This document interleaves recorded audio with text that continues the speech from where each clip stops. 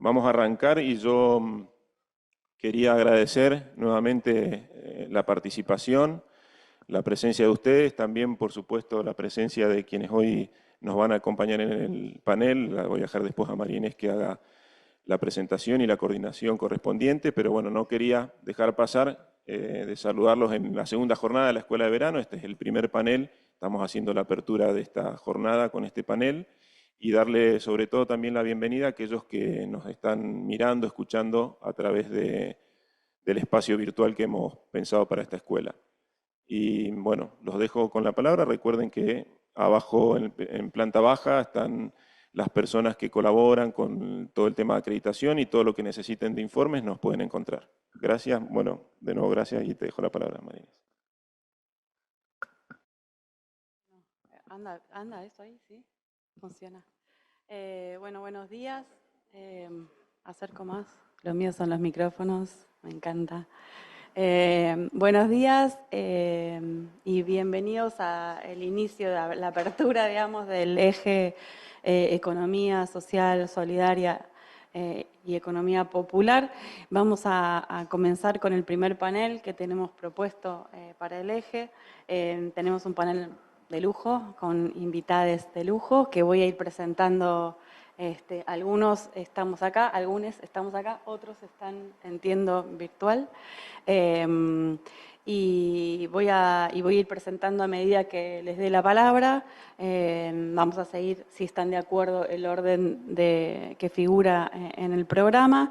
Pero a modo introductorio me gustaría como abrir un poco el debate. La idea es que podamos debatir, así que de hecho tratamos de no abultar el panel y pedirles que hablen 10 minutos para poder debatir sobre los desafíos de la economía social, solidaria y popular en clave latinoamericana, que es el título que le dimos a este panel.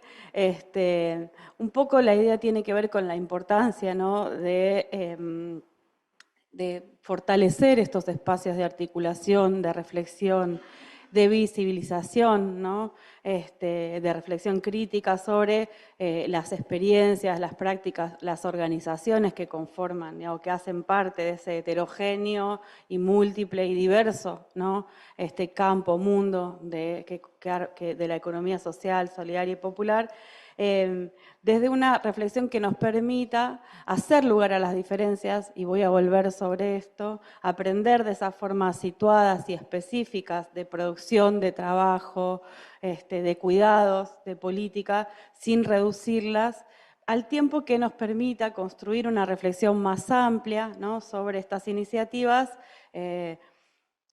que implican en términos de dinámicas de transformación social, de construcción de horizontes más igualitarios, justos, democráticos, términos hoy tan bastardeados, ¿no? Y en ese sentido, sin duda es un momento al mismo tiempo de fuerte crecimiento e institucionalización, digamos, ¿no? Podríamos decir que si uno mira para atrás, obviamente estoy mirando desde la Argentina porque, bueno, es donde trabajo y donde producimos, digamos, pero también en América Latina, en un sentido más amplio, y por suerte contamos con la presencia en el panel virtual de Anabel Riero, que va a presentar en un ratito de Uruguay para hablarnos de la situación en Uruguay. Pero sin duda que uno podría decir que si uno mira 20 años para atrás, el crecimiento y la institucionalización, digamos, de estas experiencias, de este campo ha sido sumamente fuerte o sumamente significativo, pero al mismo tiempo estamos en una situación, no me gusta decir de amenaza, pero bueno, es un poco el término que me sale. Creo que estamos un poco en algún sentido hasta choqueados, por lo menos yo estoy, no sorprendida, no diría que sorprendida, porque no es que uno diría, bueno, no estaba en el horizonte claramente, pero sí al menos las sensaciones de cierto shock,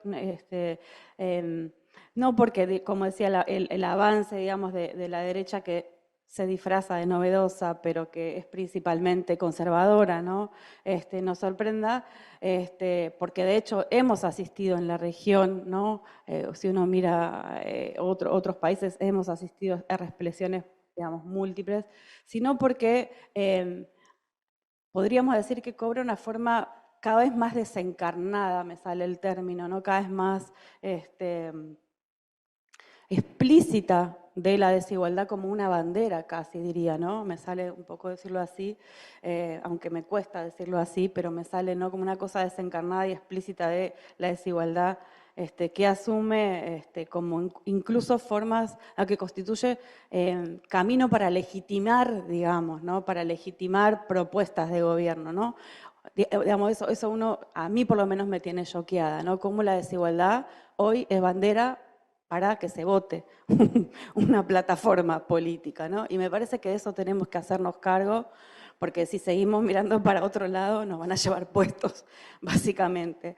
Entonces, en ese escenario creo, digamos, cómo generar otros caminos para el consenso, me parece que no nos alcanza, ¿no?, para consensos amplios que permitan volver a instalar principios, valores como la igualdad, la justicia social y la democracia de verdad, para poder volver a generar esos consensos, me parece que tenemos que empezar a hacernos cargo de esto y mirarlo de otra manera y no dar por supuesto que todos estamos de acuerdo en que la igualdad es algo que nos parece bien, porque claramente, evidentemente, no es así. Y creo que en ese escenario, entonces, la integralidad de las funciones universitarias se hace cada vez más urgente, más necesaria, más que nunca, digamos, multiplicar estas instancias, estas acciones, estas iniciativas de articulación que nos permitan no solo cuidar, y no uso un término neutro, cuidar en el sentido que invitan a pensar la economía feminista, el tejido de estas experiencias construidas a través de años, de trabajo en los barrios, en los espacios de trabajo colectivo, en el territorio, cuidarlas del cuestionamiento, cuidarlas del ataque abierto y directo, sino también cuidar las prácticas y ámbitos universitarios que también que han sido parte sustantiva de ese crecimiento. Yo creo que sin duda, no todos, pero muchos de los ámbitos universitarios, como por ejemplo, han sido parte sustantiva de ese crecimiento y al mismo tiempo también hoy están siendo amenazadas, también está siendo cuestionado su sentido. Entonces me parece que tenemos que cuidarnos mutuamente y cuidarnos en un sentido no neutro, no naif, digamos, no ingenuo, sino realmente comprometido con esa construcción de otros consensos y no dar, por supuesto, a eso me refiero con cuáles son esos consensos. Y creo que una manera de cuidarnos todos es repensarnos, ¿no?, interrogar nuestro sentido común, preguntarnos cómo y desde dónde es posible ampliar las audiencias, trascender nuestras zonas de confort para tender puentes con y hacia quienes no se sienten interpelados, como decía antes, para quienes la igualdad no es evidentemente un valor, desde dónde y cómo insistir sobre la importancia de lo colectivo, esa mano invisible que teje día a día en el territorio formas de protección y dispositivos de bienestar que han sido históricamente en la región, diría mínimo desde la década del 80, pero mucho antes también, redes de contención frente a situaciones de crisis. Entonces, ¿cómo cuidamos ese tejido? ¿Qué es lo que sostuvo? La pandemia eso quedó completamente a la vista y que hoy ¿no?, lo colectivo está mal y bueno. Y para eso entonces tomar distancia de esos lugares comunes, estar alerta, no reproducir miradas normativas que muchas veces se nos cuelan en nuestra preocupación, en nuestras apuestas por construir formas de transformación social. Entonces necesitamos mirar de otra manera, volver a pensar eso para que esas búsquedas de transformación no se nos impongan y podamos aprender de las múltiples, heterogéneas e impuras experiencias sin reducirlas, sin cuestionarlas, porque necesariamente a veces no responden a nuestros ideales, ¿no?, geniales, maravillosos, pero que construyen esos tejidos en el día a día. Y me parece que para eso contar en la mesa con referentes de larga trayectoria en el campo va a ser fundamental. Entonces voy a darle la palabra en primer lugar a Anabel Rieiro, que es investigadora del Departamento de Sociología de la Facultad de Ciencias Sociales de la Universidad de la República de Uruguay. Anabel, no sé. Buenos días. Bueno, muy en la sintonía de lo que estaba planteando María Inés, bueno, un poco la invitación es más al debate y son como 10 minutos, no voy a invertir mucho tiempo en el agradecimiento, pero sí quiero agradecer, y la verdad es que me gustaría estar allí, pero bueno, no fue posible llegar presencial.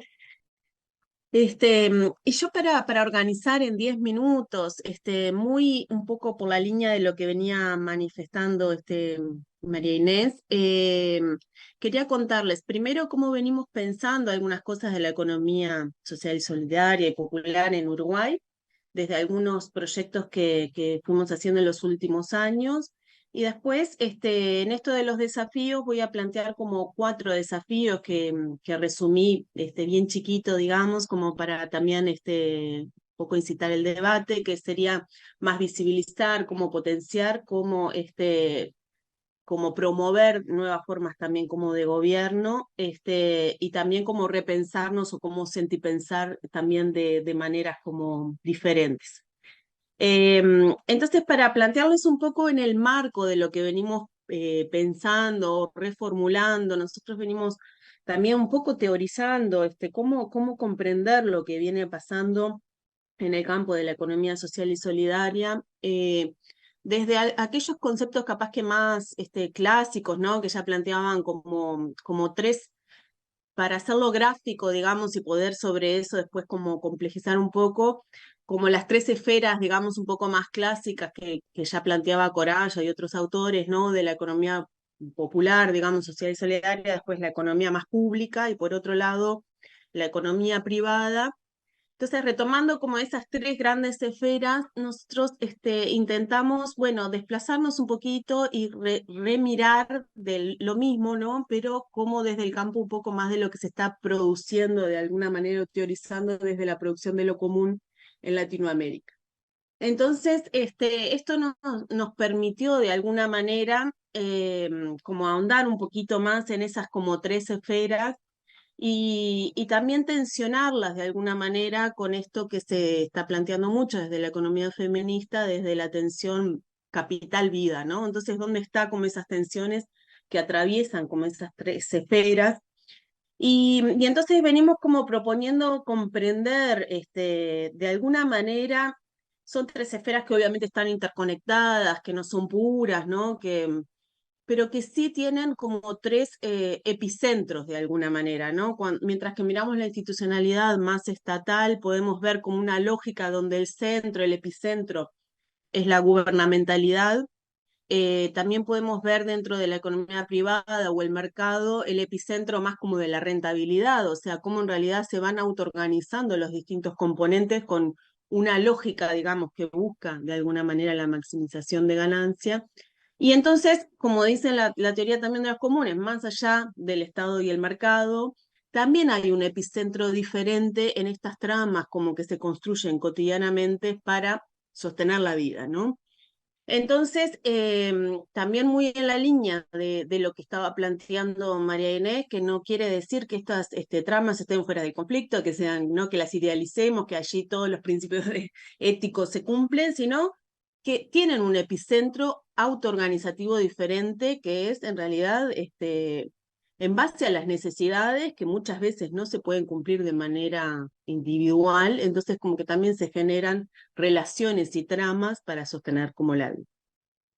Entonces, esto nos permite, así como dentro de estas 3 epicentros o de estas 3 esferas, como que a nosotros nos ha permitido también renovar algunos debates, que desde ahí también es que les voy a ir contando algunas cosas bueno, que fuimos mapeando en Uruguay para pensar desde América Latina o desde, en concreto, como, bueno, un país de América Latina, pero también como para reelaborar este criterio de heterogeneidad, ¿no? Como que me parece que dentro del campo de la economía social y solidaria nos ha servido mucho, muchas veces pensar en principios que rigen en la economía más hegemónica, los principios de la economía social y solidaria desde una perspectiva más teórico-ética, y que en realidad nosotros venimos tratando de repensar eso, porque muchas veces nos encorseta de alguna manera para ver como la complejidad y la contradicción, digamos, que nuestras sociedades también como atraviesan. Y también para comprender de manera profunda la potencia de la heterogeneidad y lo múltiple, más allá de los principios planteados, sino cómo también funciona en lo cotidiano. Entonces, para contarles un poquito y para pasar así, porque también en los 10 minutos tengo 2 o 3 minutos para cada uno de los desafíos, que son 4, de los que voy a plantear. Primero, yo decía, uno de los desafíos de la economía social y solidaria y popular es visibilizar, o sea, como que tendemos, y en realidad seguramente los que están en la sala y los que estemos en esta mesa, no lo hagamos, pero hegemónicamente se tiende como a invisibilizar, digamos, este tipo de prácticas, muchas veces como comprendiendo que es algo totalmente como marginal. Esto hay que disputarlo, digamos, hay que disputarlo y para eso hay que mostrar que no es marginal. Siempre depende, obviamente, qué se mire, ¿no? ¿Qué es marginal para qué y desde qué epicentro, sobre todo, lo estamos mirando? Desde una perspectiva, obviamente, que se centra, digamos, en la vida, no es marginal. eh, para poner un ejemplo de esta heterogeneidad de tramas, en el mapeo que hicimos en Uruguay recientemente, hicimos un mapeo cualitativo y cuantitativo, un poco para poner, bueno, cuáles podrían ser algunos números, ¿no? De las personas que están vinculadas a este tipo de economía. Y en un sentido súper amplio, podemos decir que por lo menos 1/3 del país está vinculada a algún tipo de organización de economía social y solidaria y de alguna manera institucionalizada. Es decir, nosotros mapeamos organizaciones que ya existen, que bueno, que tienen como capaz que en la figura del cooperativismo, que es mayormente con una institución, digamos, jurídicamente mayor institucionalizada, o redes, pero que de alguna manera existen organizaciones reconocidas. Eh, Siempre decimos que el mapeo y la magnitud de este tipo de economía es algo como súper difícil de cuantificar, porque en realidad también tenemos que partir de una concepción de la economía que yo voy a proponer también entenderla, que existe la economía en el sentido de las prácticas más convencionales, que tendemos mucho a visibilizarla como el campo como empírico, ¿no? En algún sentido más en un sentido óntico, digamos, de lo que existe, que tiene que ver más con la esfera, digamos, de la economía clásica, de la economía privada, del mercado, y también un poco con la economía pública, el Estado, y que tendemos como que a subestimar lo que podemos llamar en lo económico. Estoy haciendo ahí un juego de palabras entre lo que Laclau decía, separaba de alguna manera entre la política y lo político para rescatar de alguna manera este modo en el que se instituye un campo más como ontológico, ¿no? De prácticas que se van instituyendo en lo cotidiano, que todavía no tienen esas políticas más convencionales o instituidas, pero que sí hacen que ese proceso sea posible. Entonces hay muchísimas prácticas de lo económico en los hogares, como bueno, como todo lo que tiene que ver con la economía feminista, que no queda mapeado cuando vamos, y tiene que ver con este sentido de lo económico, digamos, en este sentido de la atención capital-vida, y que hace gran parte de las economías, de los hogares y de la vida en general.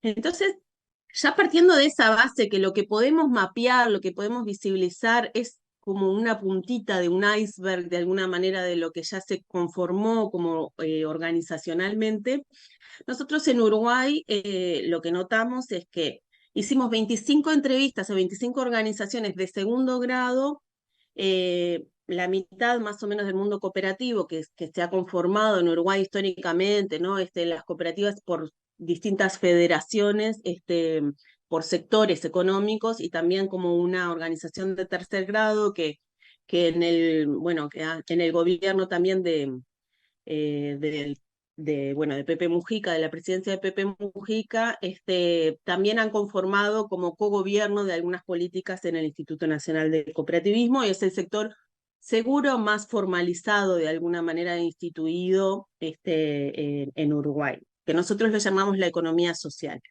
Ahí ya tenemos cercano, digamos, a 2.000 cooperativas conformadas, y bueno, y esta más de decena, digamos, de federaciones que forman esta institución de tercer grado. Después, por el otro lado, empezamos después del 2002, un poco muy parecido a Argentina, ¿no? Con donde hubo un boom también de organizaciones como la Red de Agroecología, la Red de Semillas, redes feministas.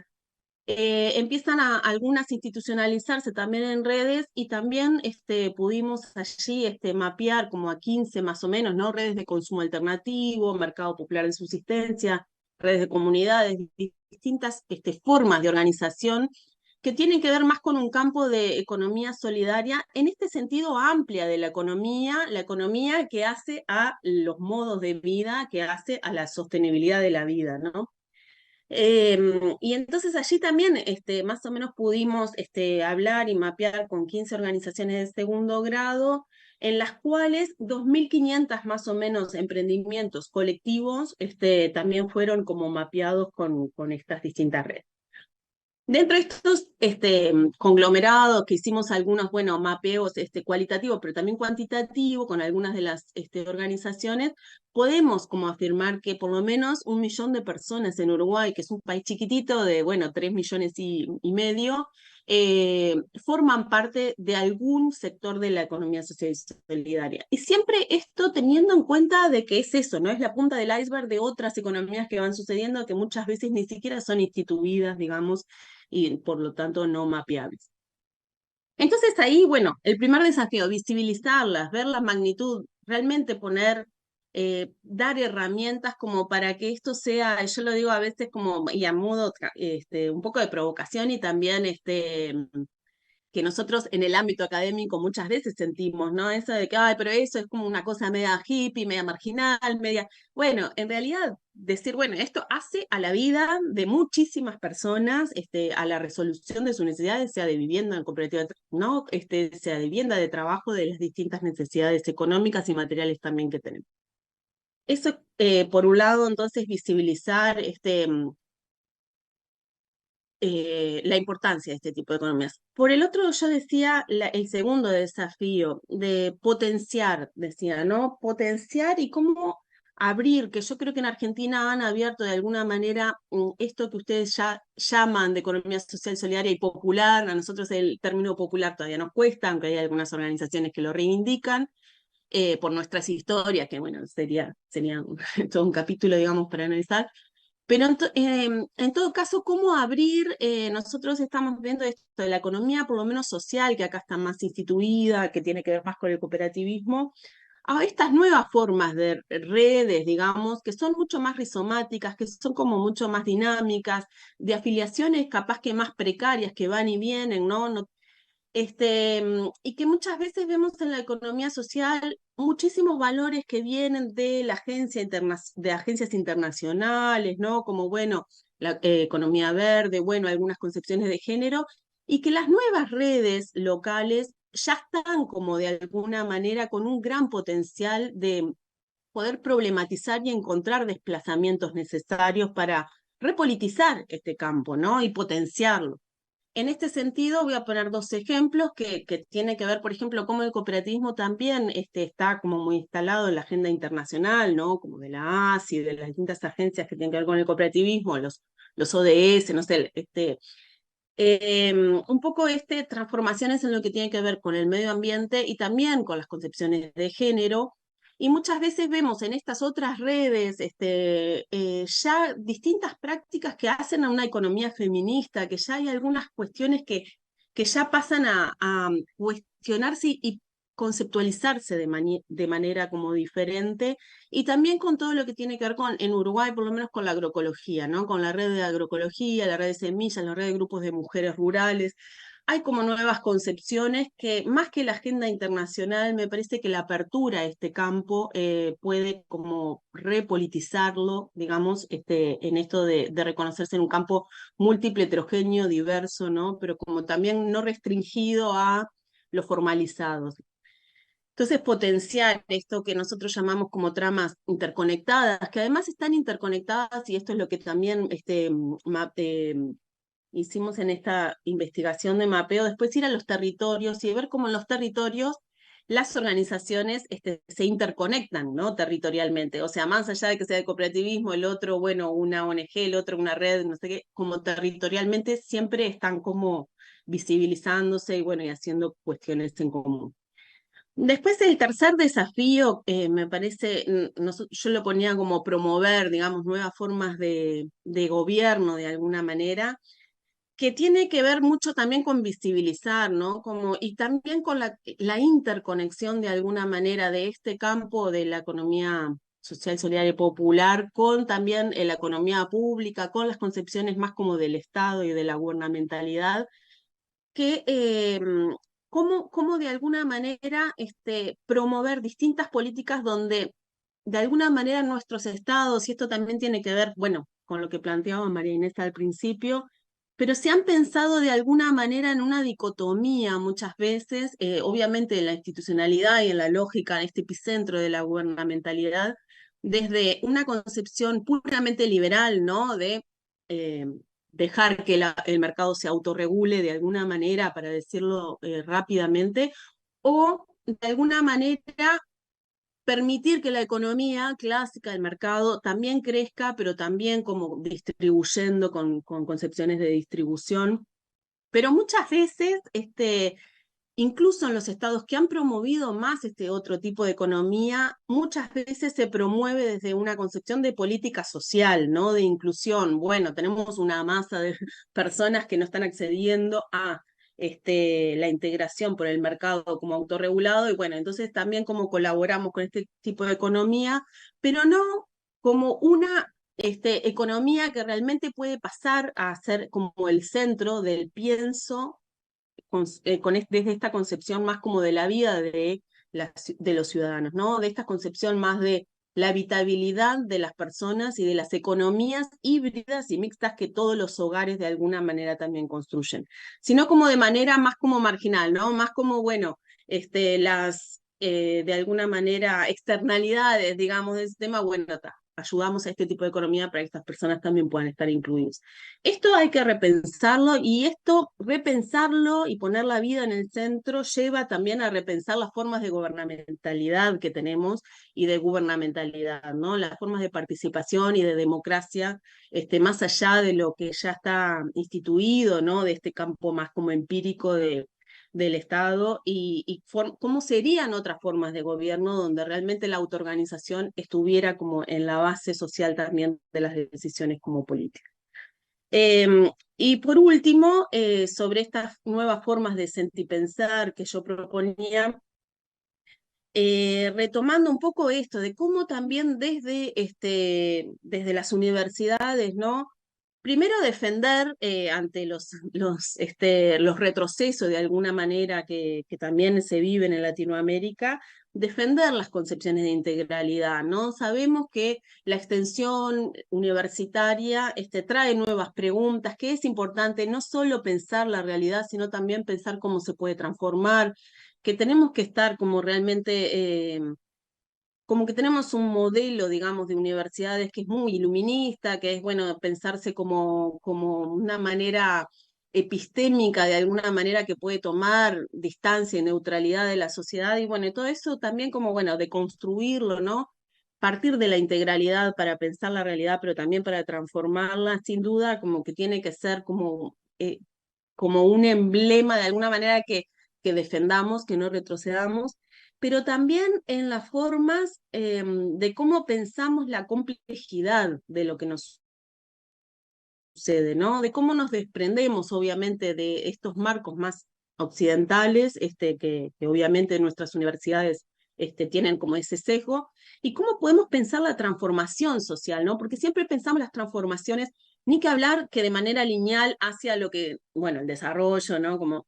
Pero ya partiendo de una concepción más deconstructiva, más decolonial, bueno, ¿cómo pensamos las transformaciones desde también como desde lo cotidiano, ¿no? ¿Cómo podemos pensar más que estas, no sé, tres esferas, el pensamiento como dicotómico, sí nos sirve, ¿no? Para pensar capital, vida, bueno, tres esferas, pero más como, bueno, una cinta de Moebius que va, viene, como esto, como concepciones más complejas que tengan que ver con una lógica más cotidiana, que a las personas también el conocimiento los haga, o sea, que nuestra producción de conocimiento tenga sentido en las lógicas cotidianas y que pueda contribuir para pensar esta lógica de la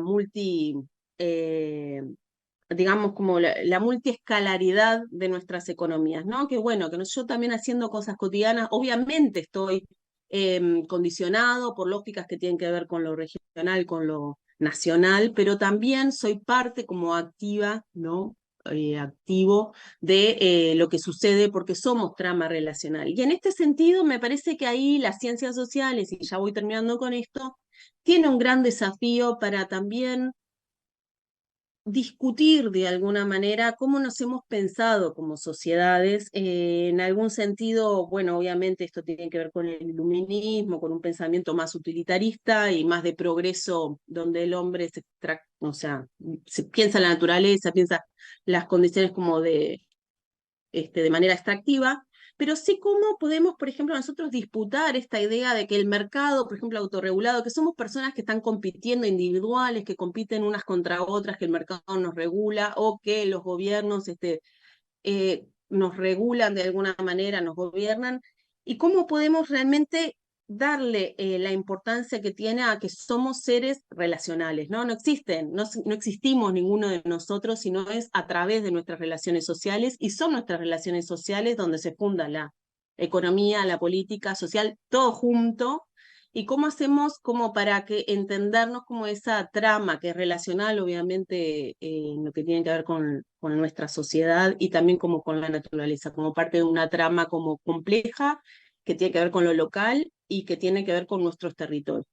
Sé que es mucho, son 10 minutos nada más y creo que ya debo estar pasada, no estoy controlando, pero bueno, estos como cuatro entonces desafíos me parece que eran lo que quería más o menos trasladar para el debate más general de esta mesa.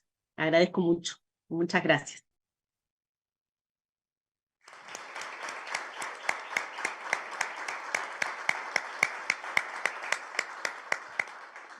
Muchas gracias, Anabel, y agradezco porque antes no te agradecí.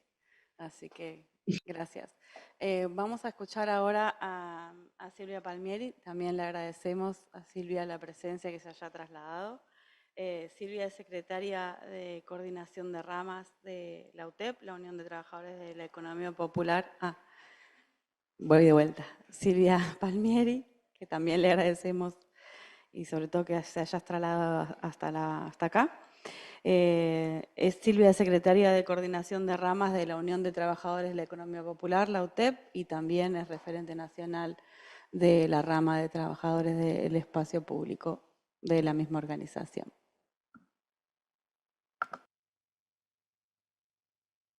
A ver, ahí, ¿se me escucha? Sí, ahora sí.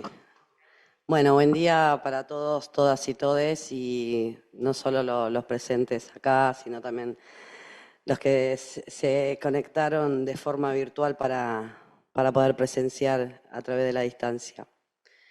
Bueno, hay como para hacer como un paneo para quienes no conocen lo que es la UTEP, ¿no? La Unión de Trabajadores y Trabajadoras de la Economía Popular, nace allá en el 2011 como Confederación de Trabajadores de la Economía Popular. Y en 2016 se conforma como UTEP, sosteniendo la misma bandera de tierra, techo y trabajo, ¿no? En la actualidad nos encontramos registrados casi 4 millones de trabajadores y trabajadoras de la economía popular en las diversas ramas que tienen que ver con lo popular. Dentro de eso, en la primera categoría, digamos así, por cantidad de inscriptos, tenemos a servicios personales con el 36% de los registrados y registradas, que bueno, más que nada realizan diversas tareas, como tareas de cuidado, apoyo escolar,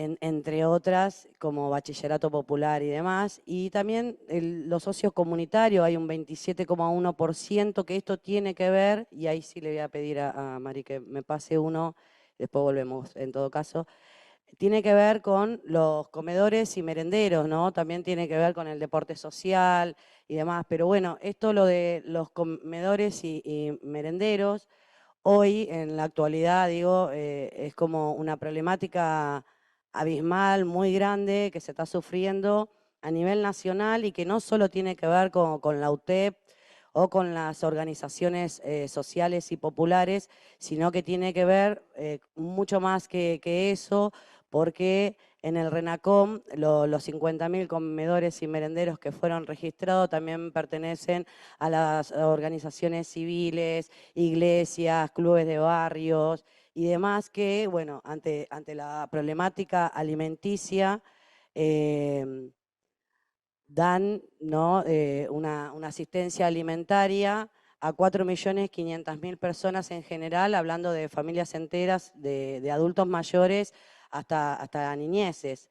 Esto, digo, porque hoy es un problema, sabemos que el aumento de la canasta básica, del costo de vida, no llegar a fin de mes, inclusive para trabajadores asalariados que hoy integran la economía popular como una segunda alternativa como para llegar a fin de mes, y también van a los comedores y merenderos porque la alimentación es necesaria, es lo más básico para la subsistencia de la vida humana.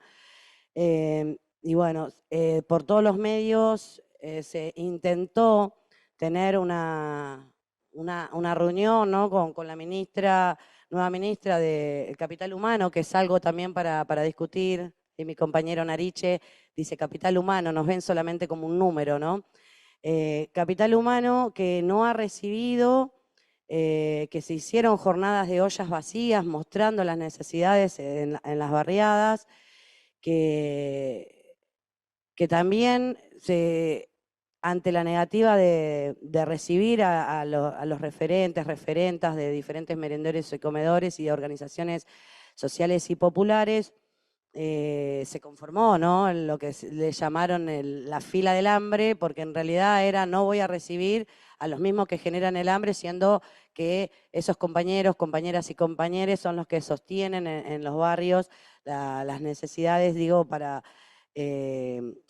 alimenticia, digo, que dan de comer a toda esta cantidad de personas. Así que bueno, fueron a ser recibidos uno por uno, como dijo, tampoco fue así, y bueno, fue conocido como la fila del hambre, que bueno, después culminó con el petitorio a diferentes cadenas de hipermercado en diferentes zonas del país, pidiendo donación de alimento.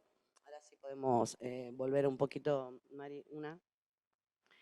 Bueno, ahí lo que tiene que ver, digo, en tercer lugar, y esto es una de las últimas, casi últimas ramas que se conforma dentro de la UTEC y una de las más nuevas que tiene que ver en la Argentina en general, el comercio popular y trabajo en espacio público con el 11,7%.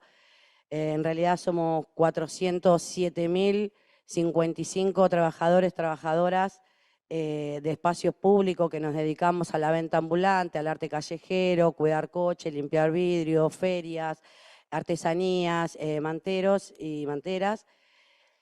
Y que también ahí la problemática, pasamos y después yo vamos hasta la que sigue, la otra. Ahí la problemática que tenemos en realidad es la falta de derecho, la criminalización y persecución hacia los trabajadores y trabajadoras. Nosotros, como siempre lo decimos, existimos desde antes que Argentina se constituya como tal, porque antes de 1880 ya existía la venta ambulante, la comercialización popular en general. Hasta el día de hoy no ha habido un gobierno que los dote de derecho, siendo que somos parte de la economía y del Estado en general, y somos el último, el Estado entendiendo, no sé cómo si no, y el último eslabón, digo, de lo que tiene que ver con la comercialización y la producción. Muchos de los productos que comercializamos vienen de la industria nacional, vienen de la industria popular, social, solidaria, de diferentes cooperativas y fábricas recuperadas. Pero bueno, ahí estamos teniendo varios problemas. El principal para mí, siendo mujer y teniendo 37 años de vendedora ambulante, es la cantidad de compañeras que trabajamos en el espacio público, que somos el 58% de la totalidad solo de los registrados y registradas. Ahí la violencia institucional inclusive se agudiza con la violencia de género. Ayer escuchaba un poco cuando hablaban sobre las cuestiones de género y nosotros muchas veces no estamos en esa agenda como la violencia institucional que se ejerce hacia nosotras, porque lo primero que necesitamos también para dignificar nuestra vida es la independencia económica que buscamos, ya sabemos que no existe más el pleno empleo, entonces la independencia económica y digna que buscamos es la comercialización en el espacio público, el trabajo en el espacio público, y somos criminalizadas y perseguidas por quienes deberían protegernos y quienes deberían garantizar la ley la ley integral de protección hacia la mujer, ¿no? Que la 26485, si voy bien.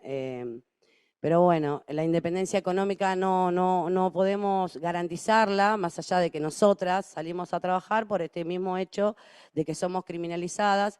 Y profundizando un poco más, digo, en varios lugares todos los presentes, digo, habrán visto los cartelitos prohibida la venta ambulante. Bueno, la venta ambulante hoy está reconocido a través de una ley, de un decreto ley interministerial, como un trabajo digno dentro de lo que es el Registro Nacional de los Trabajadores y Trabajadoras de la Economía Popular, pero también así en diferentes instituciones. La OIT, la Organización Internacional del Trabajo, habla sobre nuestro trabajo y solicita a los gobiernos, ¿no? que tomen medidas adecuadas para garantizar el derecho, como también la Constitución Nacional, en su artículo 14 bis, y otros tantos artículos, como el Código Civil y Comercial de la Nación, donde no especifica quién es un comerciante y qué es un comercio, simplemente lo desarrolla como quienes a través de un tráfico de bienes y servicios obtienen un lucro. Pero bueno, también hay personas que no les gusta que lo diga, pero también está el abuso de poder dominante que está dentro del artículo 10 del mismo Código Civil y Comercial de la Nación, donde muchas veces prima cuánto tenés, cuánto valés, y entonces eso permite la violencia hacia nuestra forma de trabajo, ¿no? Dice que el trabajo en sus diversas formas gozará de la protección de las leyes, y esto está dentro de un tratado internacional con jerarquía constitucional de derechos humanos, que tampoco está siendo respetado. De los 9 millones que lo vimos en la pandemia, que fueron registrados como trabajadores independientes de la economía popular y demás, casi 4 millones nos reconocemos como trabajadores hoy de la economía popular y somos los que estamos teniendo estas problemáticas.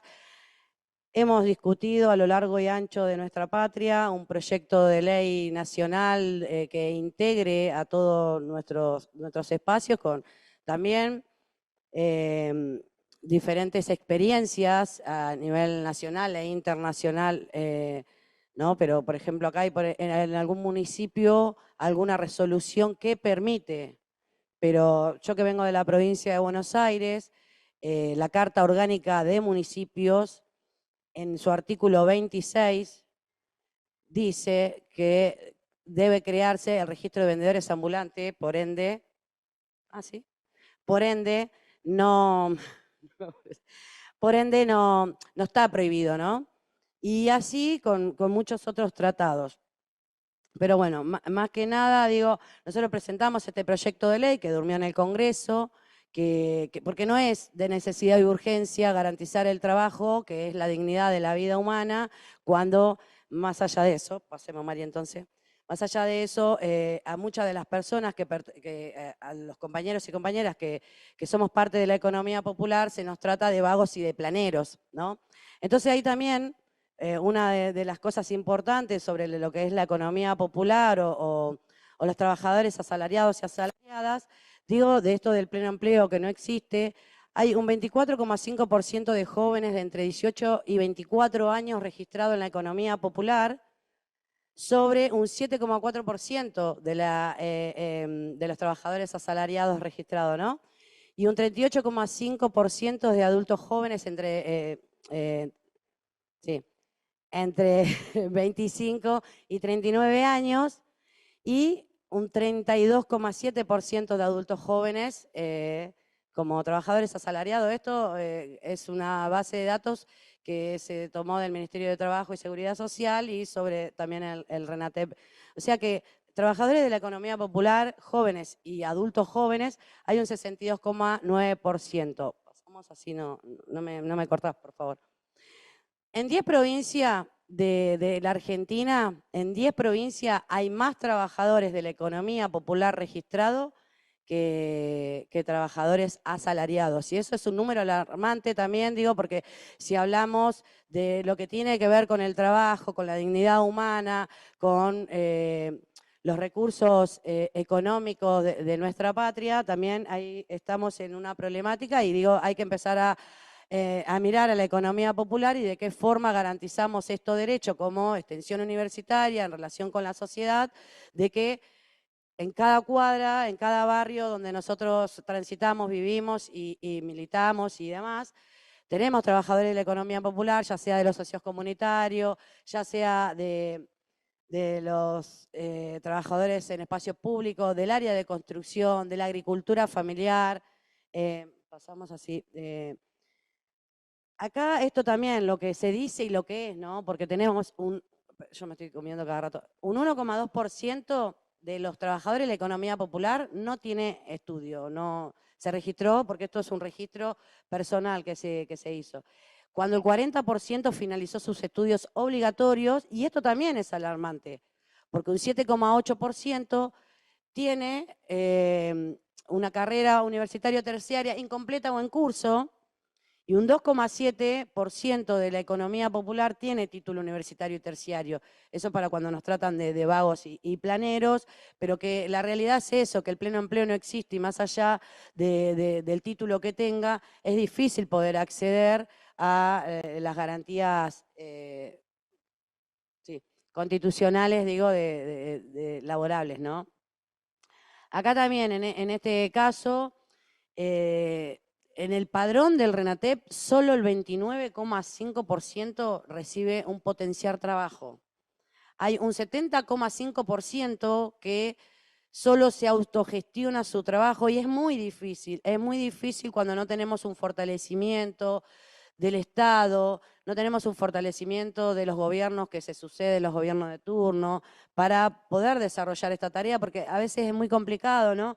Porque también hay un gran índice de trabajadores y trabajadoras que trabajan de forma individual, no todo lo hacemos de forma colectiva, que además trabajamos en nuestros domicilios y muchas veces nos piden la institucionalidad, lo colectivo, un domicilio institucional, y a veces nos piden también que ese domicilio donde nosotros vivimos, por ahí que podemos ponerlo como unidad productiva, no sé, tiene que tener el certificado de vivienda, el título de propiedad, un montón de cosas que es imposible poder acceder a desarrollar plenamente nuestro trabajo. Y acá también esto me parece muy importante, digo, porque solo el 9,7% de ese total del padrón, de esos 4 millones, pudo acceder a través del potenciar trabajo a un monotributo social, ¿no? Cuando el 89,5% no tiene ningún tipo de monotributo. ¿Y esto por qué? También es alarmante, porque hay un 89,5% de trabajadores y trabajadoras que vamos a llegar a una vejez indigente por no tener garantizado un aporte jubilatorio, por no tener las condiciones dignas hoy de tener una obra social. No podemos tributar, no podemos facturar por el trabajo que realizamos. Entonces, son varias complicaciones que venimos teniendo. Entonces, ahí digo, para mí me parece muy importante tomar estos datos y poder ver, digo que muchas veces todos los trabajadores de la economía popular que nos ponemos el barrio al hombro, la patria al hombro, las necesidades al hombro, nuestra propia economía, que no es garantizado el trabajo, que no es garantizada la vivienda, porque si hablamos también en el tema de vivienda, tenemos un montón de compañeros y compañeras que construyen viviendas, que mejoran la calidad de vida de otros compañeros, y que eso también se cortó hoy el presupuesto con este gobierno, que no está ni siquiera transfiriendo el dinero para los merenderos y comedores, para que llegue alimento, y después, bueno, habla de por ahí una pastillita para que nos quite el hambre. La verdad que es alarmante y por eso en este sentido me pareció importante que puedan comprender todas las complicaciones que pasamos. Yo, en lo particular, como trabajadora del espacio público, me han llevado detenida por ser vendedora ambulante, me han coimeado, me han golpeado, me han quitado la mercadería sin ningún tipo de acta, y todas esas situaciones que pasé, la verdad que no está buena para nadie que busque una forma de sostener a su hogar de una forma libre, de una forma digna.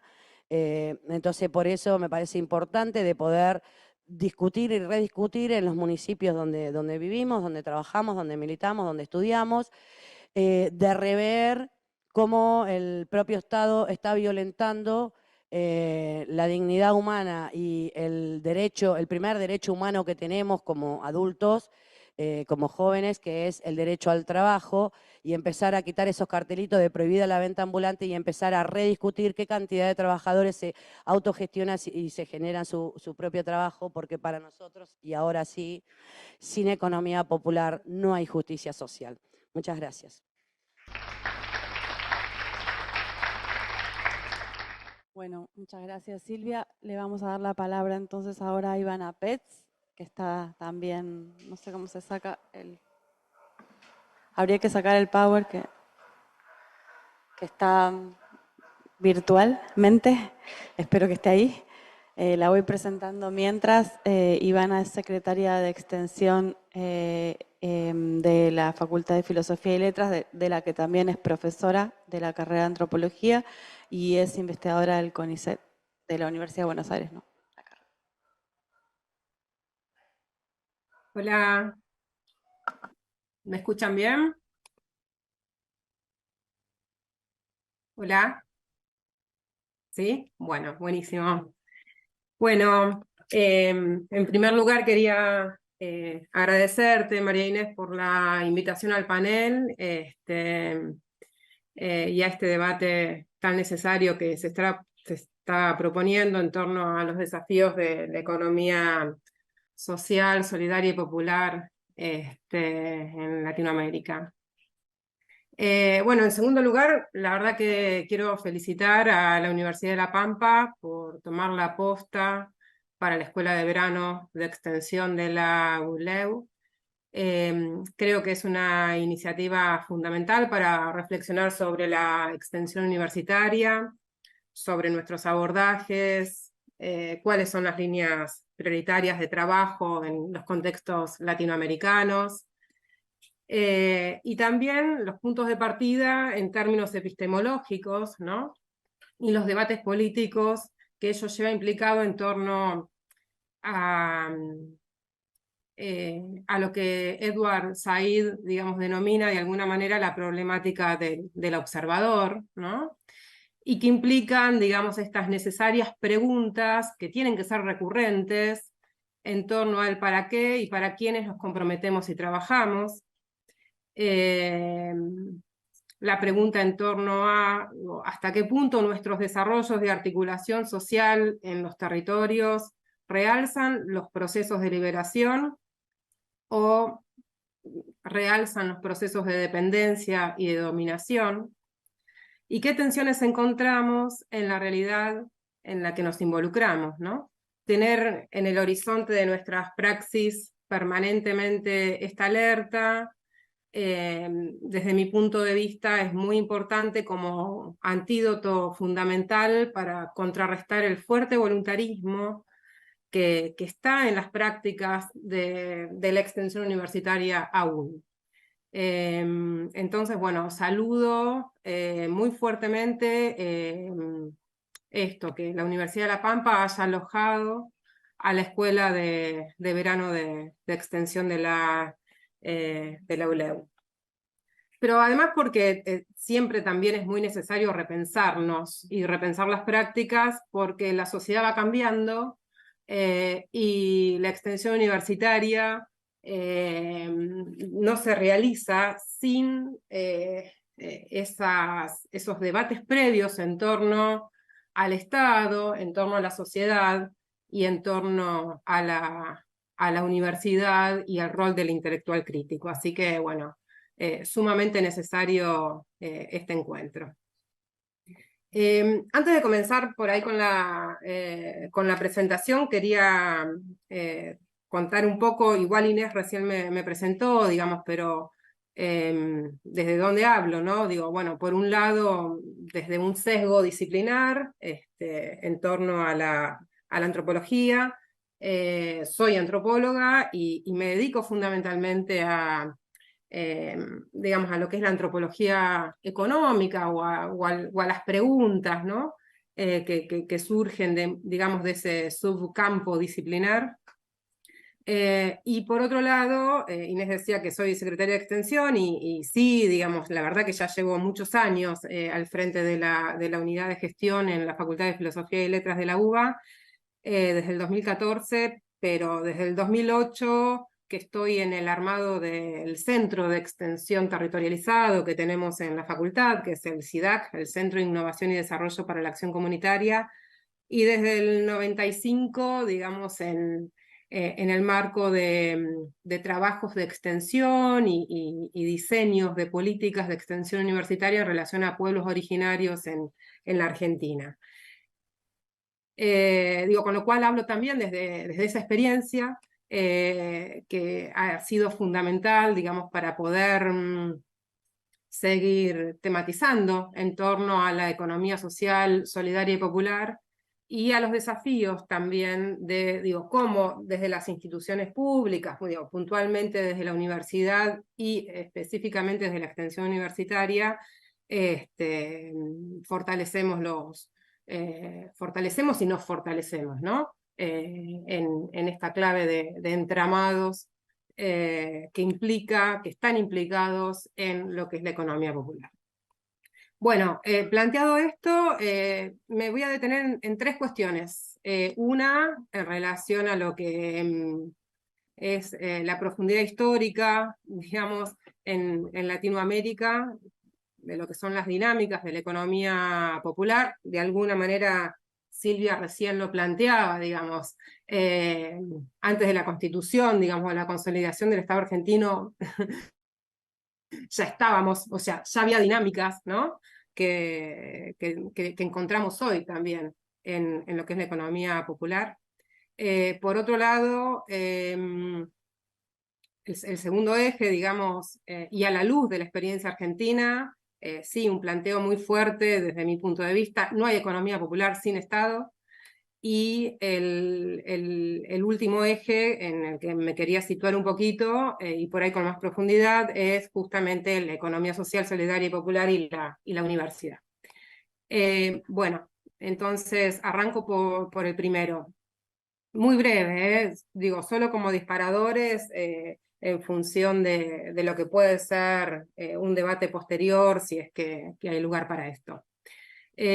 Bueno, por un lado, la profundidad histórica en Latinoamérica, que tienen las dinámicas económicas que encontramos en las experiencias que desde las propias organizaciones se nombran desde la positividad implicada, ¿no? En la noción de economía popular. Ahí hay un pasaje en el nombrar, digamos, ¿no? Me parece que en la propia historia argentina, y hago un corte hacia lo que es los mediados de los años 90, donde ya las consecuencias, digamos, de lo que había sido la consolidación del neoliberalismo en nuestro país y los procesos de reforma al Estado, los procesos de reforma también, digamos, de lo que son las empresas, ¿no? De los recursos estratégicos del Estado, más la hegemonía, digamos, del capital financiero, que implica una huida del trabajo en su dimensión vinculada, ¿no? En su dimensión al capital productivo, digo, ha generado una cantidad de trabajadores desocupados cuyas primeras organizaciones, ¿sí? Justamente llamábamos movimientos de trabajadores desocupados, ¿no? Pero bueno, digamos, en esta idea de trabajadores desocupados, uno también puede observar, digamos, que oculta cierta negatividad, ¿no? Entonces, de pasar de ser trabajadores desocupados a trabajadores de la economía popular, me parece que hay que da cuenta, digo, de un proceso histórico que sucede en Argentina, del rol protagónico de las propias organizaciones y, digo, de alguna manera de encontrar, como decía en en el acto ahí de lanzamiento de la UTEP, el gringo Castro, le encontramos el agujero al mate al poder hablar de la economía popular y nombrarnos como trabajadores de la economía popular. Así que bueno, resaltar esto. Resaltar esto, pero también resaltar, ¿sí? Que no es una novedad en términos sociológicos, digamos, a lo largo de la historia latinoamericana, ¿no? Sí, insisto, Silvia recién lo decía, digamos, tanto las estructuras agrarias latinoamericanas como la conformación de los centros urbanos latinoamericanos han estado, digamos, configurados por fuertes procesos de expansión y crecimiento, ¿no? En términos puramente capitalistas, pero que han implicado conexiones, ¿sí? A veces conflictivas, a veces contradictorias, sumamente funcionales, ¿sí? Otras veces con más o menos autonomía, de las experiencias económicas populares, ¿sí? Siempre hubo esas conexiones. Y esas conexiones tienen que ver, de alguna manera, también con la viabilidad en términos económicos, ¿sí? Que las propias dinámicas domésticas, de alguna manera, le generan a esa expansión capitalista, ¿sí? Digo, que tiene que ver justamente con que la reproducción, ¿sí? La reproducción social queda asentado en las dinámicas comunitarias. Esto, digo, nosotros lo venimos estudiando hace muchos años, digo, en torno a las comunidades indígenas, digo, por poner un ejemplo, pero en torno a todo lo que son los procesos también de agricultura familiar, digamos, en las estructuras rurales, pero claramente también, digamos, lo veníamos indagando en relación a las estructuras urbanas, y de alguna manera, desde la antropología económica, por lo menos, digo, hay una categoría con la cual nosotros nombramos también estos procesos, que es la categoría de economías domésticas. Bueno, dejo esto acá y digo, si hay interés, en tal caso profundizamos más adelante respecto de también, digamos, de la fertilidad teórica, de la capacidad heurística, de estas formas de categorizar, ¿sí? O de estos conceptos que las ciencias sociales, la antropología en particular, también puede aportar al debate. Porque digo, al debate teórico, por un lado, y al debate político, porque cuando hablamos de economías domésticas también nos estamos situando en una lectura respecto de, o en una tradición, ¿sí? Respecto de, bueno, qué es lo económico, ¿no? Vamos a dejarlo ahí, qué es lo económico. Bueno, por otro lado, el segundo eje que quería plantear, y a la luz de la experiencia argentina, no hay economía popular sin Estado, ¿no? Creo que, digo, y también en una clave con cierta recuperación, digamos, de lo que fue el proceso histórico, uno podría plantear, ¿no? Cómo, y de nuevo, digo, haciendo el corte analítico de alguna manera a partir de mediados de los años 90, cómo de y haciendo el corte ahí, pero sabiendo que no es una novedad de estas dinámicas, ¿sí? Por eso el eje de la profundidad histórica, pero sí haciendo el eje en los mediados de los 90, porque lo que sí se constituye como novedad, ¿sí? Y de alguna manera también Silvia ya lo ponía sobre la mesa, es que el pleno empleo, digamos, nosotros fuimos muy conscientes en Argentina de que el pleno empleo deja, ¿sí? de existir, deja de constituirse como horizonte de posibilidad.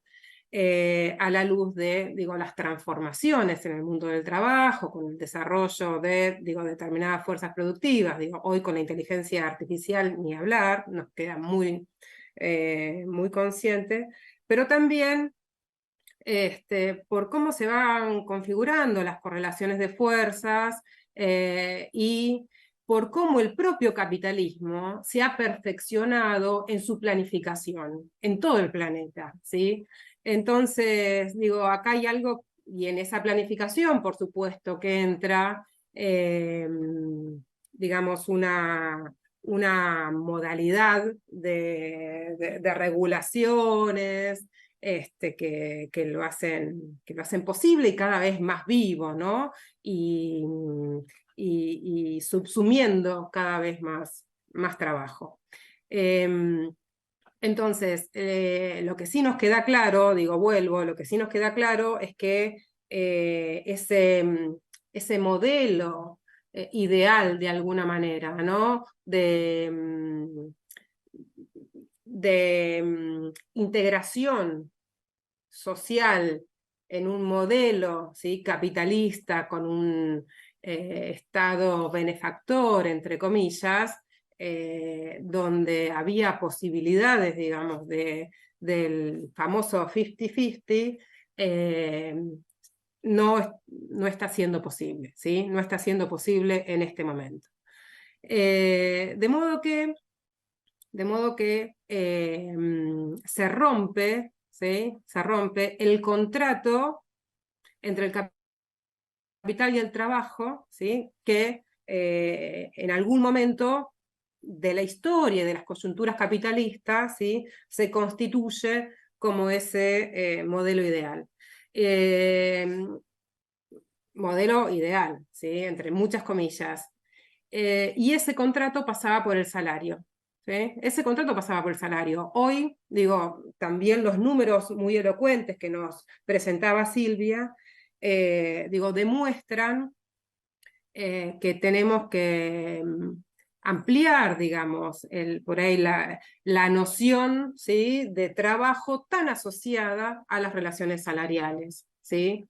Digo, lo que nosotros estamos viendo hoy por hoy, digo, esto que Silvia decía, en 10 provincias hay más trabajadores de la economía popular registrados en el RENATEP que los trabajadores registrados, ¿sí? Digo, está dando una muestra de este cambio de escala de alguna manera. Bueno, también podemos profundizar en esto un poquito más adelante, pero dicho esto, yo me quería detener un poquito en esta línea de profundidad histórica Ivana, también. perdón, estamos un poco justos de tiempo. Te quedaría Bueno, un poquito. no, entonces quiero decir, a ver, de la desocupación a la construcción política, ¿sí? Y de la desocupación a la construcción política entendida en torno de la, la potencia que han tenido las organizaciones que se constituyen en primer lugar, digamos, desde una base más reivindicativa a constituirse en organizaciones sindicales y gremiales, digo, CETEP, UTEP, ¿sí? Me parece que hay un salto enorme. Y en ese proceso, ¿sí? Estuvo el Estado. Estuvo el Estado, porque solamente voy a dar un número, ¿sí? Del 2003 al 2013 en Argentina, ¿sí? Se crearon 13.814 cooperativas, donde, digo, desde la resolución 3026 hasta todas las cooperativas de la Argentina Trabaja, ¿sí? Tuvieron un rol, tuvo un rol fundamental la política pública en la potenciación, digamos, de lo que eran estas nuevas formas de organización laboral, ¿sí? con base comunitaria. No estoy hablando del modelo cooperativo previo al 2003, ¿sí? Que también está, por supuesto, presente, digo, pero la verdad que fue abrumador la construcción de cooperativas a partir de la política pública. Y además, porque las propias organizaciones participaron del Estado. Entonces acá hay un punto central, después también podemos hablar sobre esto. Y de los procesos de reconocimiento, el salario social complementario, los debates que quedaron truncos, ¿sí? Los debates que quedaron truncos entre la renta básica universal y el salario social, gran debate, para tener en otro contexto, ¿no? En el que estamos ahora, por lo menos en Argentina de todas formas. Bueno, y paso al último eje, que era la economía social y solidaria y la universidad, y digo, solamente voy a nombrar acá, entonces, si estamos tan ajustados de tiempo, a lo que es digamos, el ineludible vínculo entre la economía social, solidaria y popular y la universidad. Digo, sobre todo a la luz de lo que fueron estas experiencias de agrupamientos, digamos, en territorios donde tanto desde la universidad, porque ¿qué es lo que nos pasa en la universidad? La universidad está completamente organizada también en clave de fuerzas políticas, ¿no? Digo, y estas fuerzas políticas también tienen sus desarrollos en los territorios, con lo cual ahí hay una sinergia que está buena ponerla, digamos, sobre la mesa. Los frentes estudiantiles, los frentes territoriales, ¿sí? Confluyen. Entonces, y ahí es la extensión universitaria, ¿sí? Donde también sucede un proceso de reconocimiento, ¿sí? De ese trabajo que nuestros propios estudiantes, nuestros propios graduados, nuestros propios docentes realizan en conjunto con las distintas organizaciones en el territorio. En distintos temas, ¿sí? En distintos temas, pero fundamentalmente en relación a la economía social, solidaria y popular. Entonces, digo, voy a nombrar desde, digo, lo que es experiencias por ahí que nacieron como muy chicas, por ejemplo. Nosotros en la Facultad de Filosofía y Letras tenemos, que surge justamente a la luz del 2001, digamos, el programa Facultad Abierta, en cuyo marco se genera una alianza muy importante de trabajo y fue promovedor, digamos, del trabajo del movimiento de empresas recuperadas, y en Filo el primer saldo organizativo, de alguna manera, que queda de ese resultado de vinculación es la cooperativa La Cacerola, que durante 20 años estuvo en la Facultad de Filosofía y Letras, en el segundo piso de la facultad, ¿sí? Pudiendo vender, ¿sí? Lo que ellos mismos producían. Y hoy por hoy, ¿sí? Es la cooperativa que tiene la concesión del comedor universitario. Digo, voy a plantear esto porque me parece que quienes gestionamos también desde Extensión Universitaria tenemos que poder dar el debate al interior de las propias universidades públicas respecto de cómo escalamos también los procesos de vinculación con la economía social, solidaria y popular desde la universidad, y cómo integramos economía popular a los procesos de licitación pública, en las posibilidades de convenio, ¿sí? Digo, este es todo un debate muy fuerte que tenemos que empezar a dar para empezar a integrar. ¿Por qué? Porque me parece que uno de los desafíos centrales justamente, tiene que ver con la economía popular, ¿sí? Integrada también al Estado, no solamente, ¿sí? En relación a las organizaciones, ¿sí? Llevando adelante determinadas políticas, no solamente volviendo a plantear, digamos, el problema del poder, que es ineludiblemente plantear el problema del Estado, sino también, ¿sí? Quienes de alguna manera, digamos, formamos parte o asumimos formar parte de... Ivana, perdón, pero tenemos que desalojar la sala en 3 minutos y Bueno, todavía no pudo hablar Pablo. Está bien, bueno, corto acá. Digo, este desafío central de que las universidades nos hagamos cargo también de los procesos de economía popular. Perdón por la tiranía del tiempo que me toca ejercer. Vamos a escuchar a Pablo Fontana. Él es presidente de Visión 7, gráfica cooperativa, integrante del Consejo de Administración de FACTA, Federación Argentina de Cooperativas de Trabajadores Autogestionados, y delegado de la Cooperativa Popular de Electricidad, Obras y Servicios Públicos de Santa Rosa Limitada. Hola, hola, ¿se escucha? Sí. Bueno, no sé cuántos minutos tengo. ¿3 minutos? ¿10? ¿Llego a los 10? Bueno, bueno, vamos rápido. Como recién me presentaban, yo soy Pablo Fontana, soy el actual presidente de la Cooperativa de Trabajo Gráfica Visión 7, que también tiene una editorial propia, con sello propio, y una librería.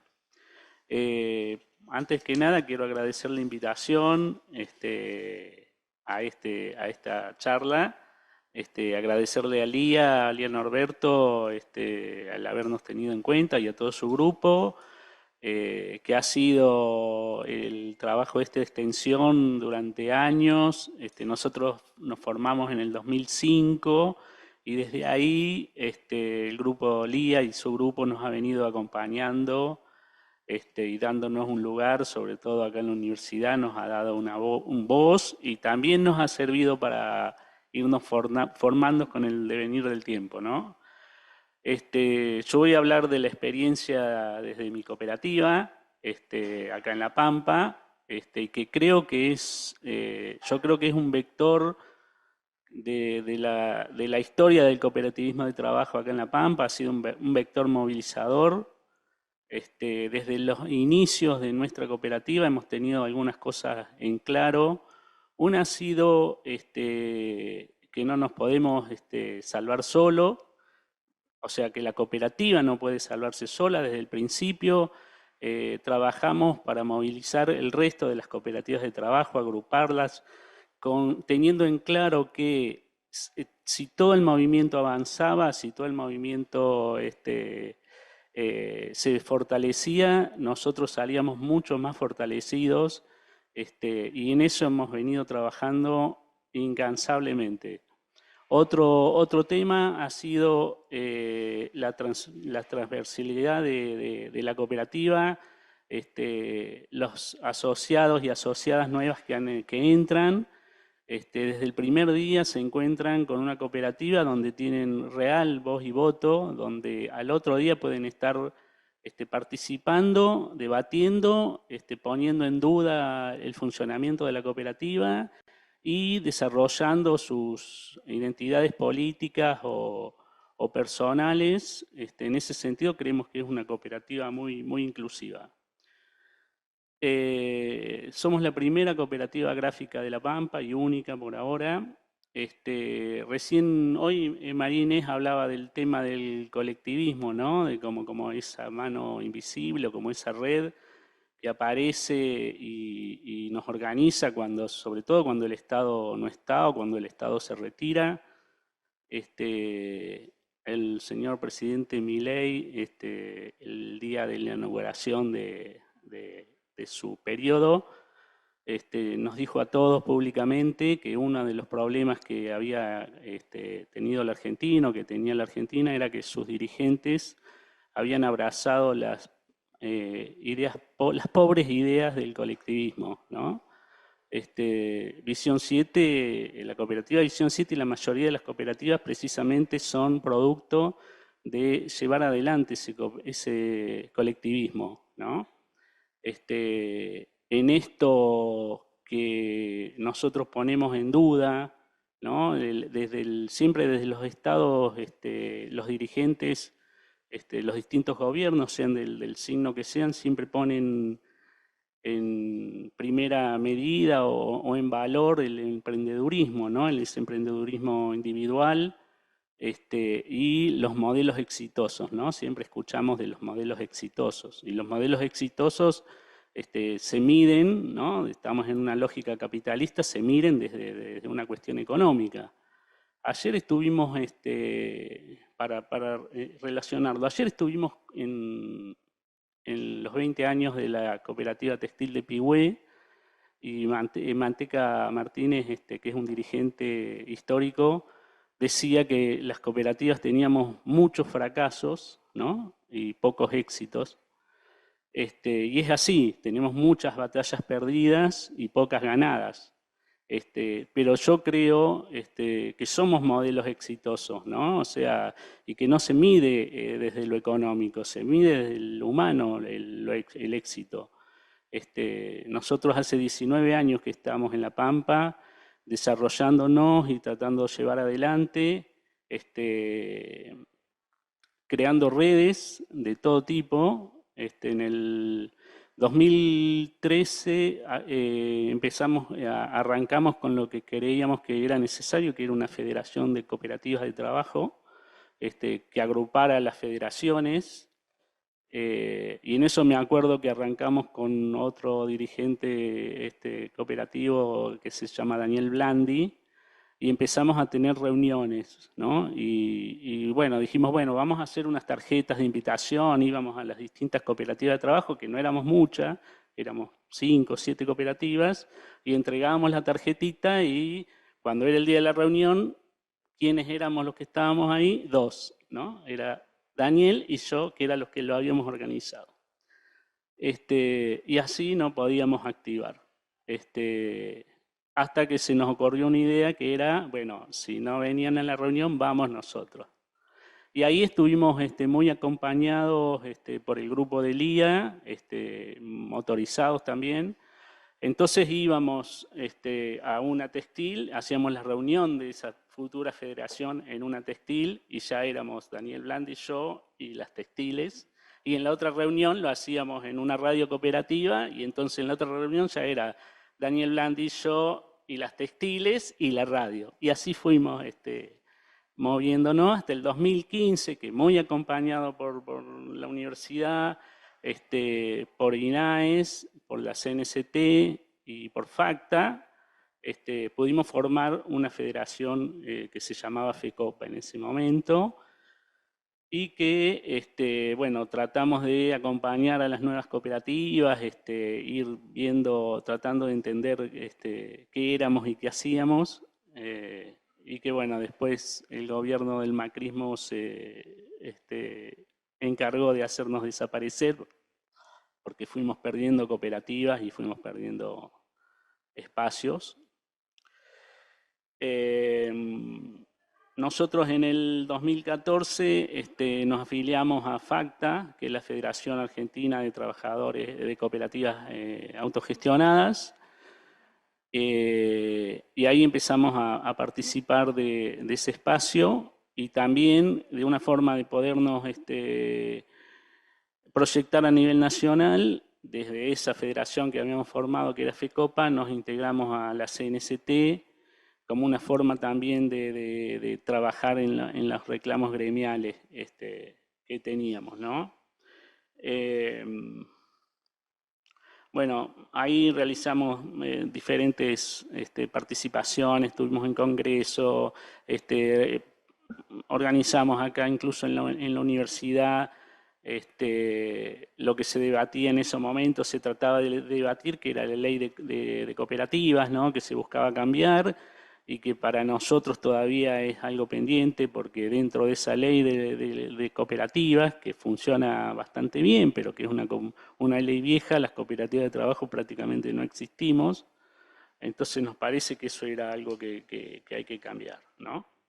En el caso de la cooperativa nuestra, en el 2015 nos planteamos, bueno, ¿qué estábamos haciendo por la sociedad, ¿no? A pesar de todo eso que veníamos haciendo, que ya estábamos en FACTA, que nos proyectábamos a nivel nacional, que estábamos ayudando a las cooperativas nuevas que se formaban, tratábamos de hacer entender al Estado provincial que nosotros estábamos y existíamos, que éramos poco, pero existíamos, en ese momento éramos poco. Bueno, nos faltaba algo, que necesitábamos que integrarnos en la sociedad, y necesitamos devolver a la sociedad lo que nosotros sentíamos que recibíamos de esa sociedad, y nos parecía que con la gráfica no alcanzaba, ¿no? Digamos, como trabajadores, porque somos trabajadores, o sea, yo en este momento necesitaría estar trabajando. Acá están presentes compañeras y compañeros, está Silvana, está Fernanda, está Mario, Javier está trabajando en estos momentos por el resto de nosotros. Pero bueno, así, digamos, como imprenta, como gráfica, que era lo que más podíamos conseguir nosotros sentíamos. Y hacer un gran trabajo, pero no nos llenaba.